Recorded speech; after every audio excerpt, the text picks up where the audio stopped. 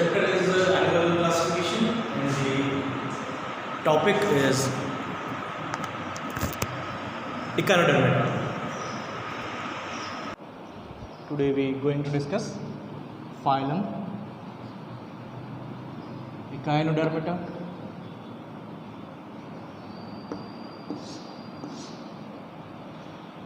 पिछले कुछ लेक्चर्स से डिस्कस कर रहे हैं एनिमल क्लासिफिकेशन, और मैं आप लोगों को हर लेक्चर के शुरू में सारे नाम एक बार बता देता हूं। मैं फिर से आज इस लेक्चर में एक बार सारे नाम रिपीट करता हूं, और अब मैं ये सोचता हूं आपको नाम याद हो गए होंगे अगर सारे लेक्चर्स देखे हैं तो। Porifera, Coelenterata, Platyhelminthes, Aschelminthes, Annelida, Arthropoda, Mollusca and Echinodermata. तो ये कुछ फाइलम्स हैं जो सीरीज़ में आपको इनके नाम याद रखने हैं। लास्ट है तो सिंपल सा मैं इनके मीनिंग भी बता देता हूँ। Porifera means porous body, Coelenterata coelenteron present, Coelenterata को निडेरिया भी कहते हैं। निडेरिया इनके पास स्टिंगिंग सेल्स होती है, निडेरोसाइट सेल्स होती है, इसलिए इनको निडेरिया भी कहते हैं। प्लेटीहेल्मिन्थीज फ्लैट वर्म्स हैं, एस्केहेल्मिन्थीज राउंड वर्म्स हैं। एनालिडा एनुअल रिंग्स प्रेजेंट होती है इनकी बॉडी में, बॉडी सेगमेंटेड मेटामेरिक सेगमेंटेड होती है। Arthropoda jointed appendages, Mollusca soft bodied animals, और लास्ट एकाइनोडर्मेटा। एकाइनोडर्मेटा काफ़ी इजी है, बहुत ज़्यादा कुछ इसमें याद करना नहीं है, चीज़ें वही सारी है, काफ़ी सारी चीज़ें वही है जो पिछले कुछ लेक्चर्स में डिस्कस किया है। एनालिडा, आर्थ्रोपोडा, मोलस्का में जो डिस्कस किया वही यहाँ पर मिलेगा। कुछ चीज़ें एक्स्ट्रा हैं और थोड़ी सी अलग है बाकी से, इनको यहाँ डिस्कस करेंगे। तो सबसे पहले यहाँ पर एकाइनोडर्मेटा का मीनिंग।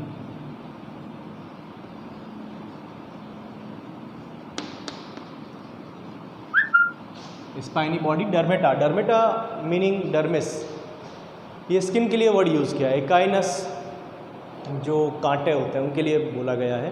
तो इनके पास में स्पाइनी स्किन इनकी होती है। एंडोस्केलेटन इनका मिलता है जो इस तरह का मिलता है आपको। इसके एग्जांपल्स अगर मैं बताऊं तो आप काफ़ी अच्छे समझ पाएंगे।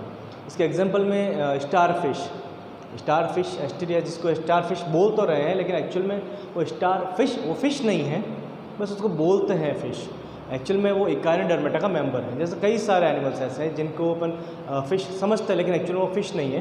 पैसी जब पढ़ेंगे वहाँ डिस्कस करेंगे, तो मैं अभी सिर्फ यहाँ पर इसकी बात कर रहा हूँ। ये मैराइन वाटर में मिलते हैं,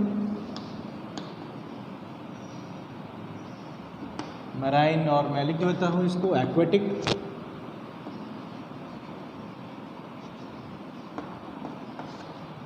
तो ये एक्वेटिक है, मैराइन वाटर में मिलेंगे आपको। तो यहाँ पर सिंपल सा फ्रेश वाटर में ऑब्टेन नहीं हो रहा है, ओशंस में आपको सी में मिल जाते हैं। बाकी दो तीन चीज़ें वही मिलेगी जो अभी तक पढ़ता है, जैसे सिलोमेट, या मैं पहले लिख देता हूँ triploblastic,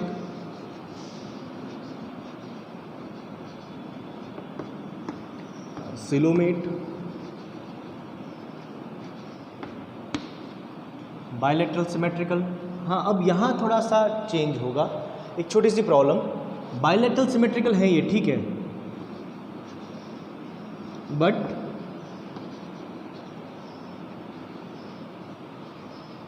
bilateral symmetrical only in larval stage.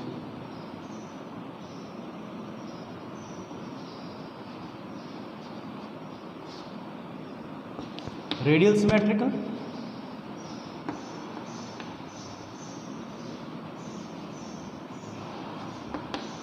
In adult stage.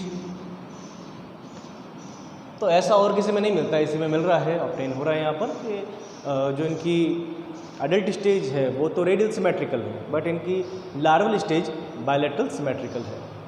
Next, इनके अंदर एक बहुत इंपॉर्टेंट स्ट्रक्चर, इनमें वैसे वाटर का एक सिस्टम मिलेगा जिसे कहेंगे वाटर वैस्कुलर सिस्टम।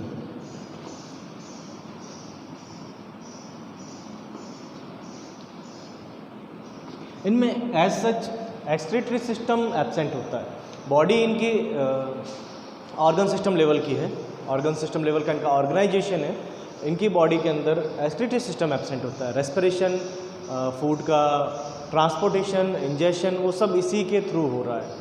तो ये जो है इनके लिए बॉडी के अंदर बहुत इंपॉर्टेंट सिस्टम है। जनरली दो नाम ऐसे पढ़ते हैं जब इन्वर्टिब्रेट्स की बात करते हैं, तो इन्वर्टिब्रेट्स के अंदर एक तो नाम पढ़ते हैं जो नाम इसमें मैंने अभी डिस्कस किया है वाटर वैस्कुलर सिस्टम, इसी तरह से एक नाम और आता है वाटर कैनाल सिस्टम।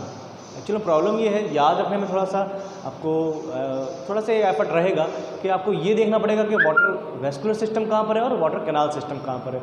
क्योंकि इन्वर्टिब्रेट्स की जब बात करें तो सबसे पहले हम पढ़ रहे हैं पॉरीफेरा, वहाँ मिलता है कैनाल सिस्टम, वही वाटर से रिलेटेड है, वाटर का ट्रांसपोर्टेशन हो रहा है, उसी से रेस्पिरेशन, डाइजेशन और सारी चीज़ें उसी से हो रही है, एक्सक्रीशन वगैरह भी। तो बट यहाँ पर भी एक वाटर वैस्कुलर सिस्टम जो इकाइनोडर्मेटा के अंदर मिल रहा है और वही सारे काम यहाँ पर इसके थ्रू हो रहे हैं। तो इस तरह से ये थोड़ा सा इंपॉर्टेंट है। कई बार एग्जाम में थ्योरेटिकल जब क्वेश्चंस की बात करते हैं तो उसमें एक क्वेश्चन इस तरह से पूछ लेते हैं, water vascular system found in which phylum explain. तो सिंपल सा अगर आपको ये पता है कि वाटर वैस्कुलर सिस्टम कौन से फाइलम में मिल रहा है तो आप उस फाइलम का एक्सप्लेन कर सकते हो, लेकिन अगर आपको नहीं पता है तो आप एक्सप्लेन नहीं कर पाओगे उसको और पूरा क्वेश्चन आपका वो छूट जाएगा, नहीं कर पाओगे उसको, मार्क्स सारे चले जाएंगे। तो एक एक पॉइंट इनका याद रखना ज़रूरी, इंपॉर्टेंट है ये। यूनिसेक्सुअल होते हैं, कुछ भी कह सकते हैं इनको, डायसेस कहते हैं, सेक्सेस आर सेपरेट लिख दें, कुछ भी आप इनके बारे में लिख सकते हो। इसके अलावा यहाँ पर इनके अंदर रीजनरेशन की कैपेसिटी होती है, तो उसको बाद में डिस्कस करेंगे, लेकिन पहले इसी से रिलेटेड कुछ, जैसे इनमें लार्वल स्टेज प्रेजेंट होती है, वो तो होगी ही क्योंकि अभी पढ़ा है, यहाँ पर देखा है। लार्वल स्टेज में बायोरिएक्टर सिमेट्री जब यहाँ लिख दिया है तो ऑब्वियस कंडीशन है कि लार्वल स्टेज तो होगी इसके अंदर, तो यहाँ पर कुछ ऐसा नया नहीं है। हाँ, फर्टिलाइजेशन एक्सटर्नल होता है, एक्सटर्नल फर्टिलाइजेशन इनमें मिलता है। अब बात करते हैं रीजनरेशन की। इनमें रीजनरेशन की काफ़ी अच्छी कैपेसिटी मिलती है, रीजनरेशन की पावर काफ़ी ज़्यादा होती है इनके अंदर। अगर हम बात करते हैं सारे इन्वर्टिब्रेट्स की तो इनमें से ये ऐसे हैं जिनमें आर्थ्रोपोडा, मोलस्का, एनालिडा, इन सब से ज़्यादा रीजनरेशन की एबिलिटी है। ये सिंपल सी कंडीशन है। अगर एक स्टार फिश आपने देखी, स्टार फिश के आर्म्स होती है 5 आर्म्स कुछ इस तरह से,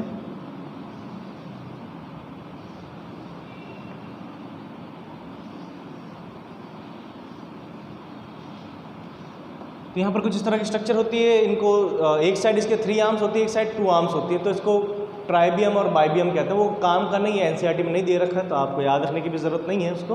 तो ट्राइबियम जो 3 आर्म्स वाला एरिया है, बाइबियम जो 2 आर्म्स वाला एरिया है, तो ये ट्राइबियम बाइबियम कहलाता है। और इसमें कंडीशन ये है कि अगर एक भी आर्म इसकी डिटैच हो जाती है, अगर आप एक डेड स्टारफिश को देख रहे हो, आपको ऐसा लगेगा वो नकली है, फेक है बिल्कुल, आपको ऐसा लगेगा जैसे कैल्शियम कार्बोनेट की बनी हुई है, पीओपी की बनी हुई है और बिल्कुल ग्लास की तरह होती है। अगर आपने उसको छोड़ दिया नीचे, वो गिरते ही टूट जाएगी, काफ़ी ज़्यादा फ्रेजाइल होती है ये।